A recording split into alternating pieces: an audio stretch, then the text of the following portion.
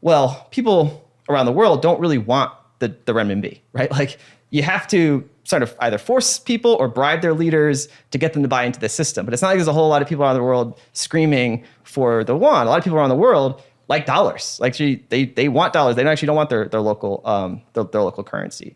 But it's very difficult to get dollars in a lot of these countries. And this is where like the strike and crypto dollars and crypto dollarization is a compelling kind of private sort of organic development, not an instrument of national state power. The U.S. government has not, designed this as part of their objective to or strategy to counter China. It just happened organically that people, find value in these, dollar-based stablecoins, which have a symbiosis with Bitcoin.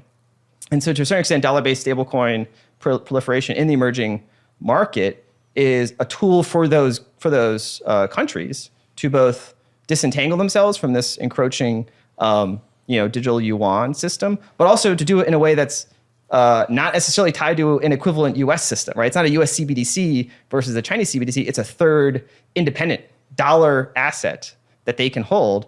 And they can, now exchange it, in peer-to-peer ways and participate in an ecosystem. And I think as Bitcoin monetizes, it sort of greases the rails for that crypto dollarization. So there's sort of a natural symbiosis between as Bitcoin spreads and Bitcoin's adopted and the sort of industries in those countries become more sophisticated around Bitcoin and sort of the different financial tools that are available, apps like Strike, that, the dollar sort of just comes along for the ride.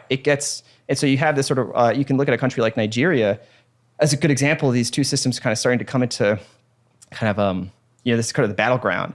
And because the leadership in Nigeria, at least, I'm not an expert on Nigerian politics, but China has made Nigeria a pretty priority target for BRI.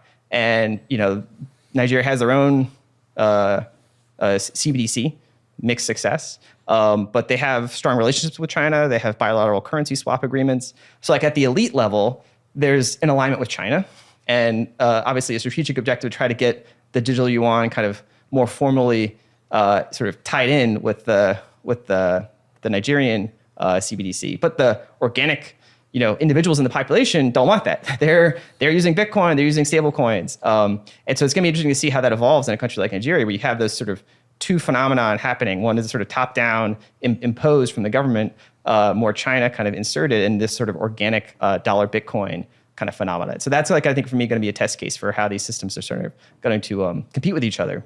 And again, entirely independent from any like US initiative. It's just happening on its own. It's as like part of my point is it's fighting the fight that you're not fighting, and it's doing it in a more effective way than you could probably ever try to do. If you try to come out with a CBDC and sell a CBDC to the Nigerians, I don't know. Are they going to take that versus the one they've already been using for years that's already working, that already has market penetration and already has a bunch of apps and is effectively adopted? Like, just let the private sector do its thing, and it's winning the fight sort of on its own.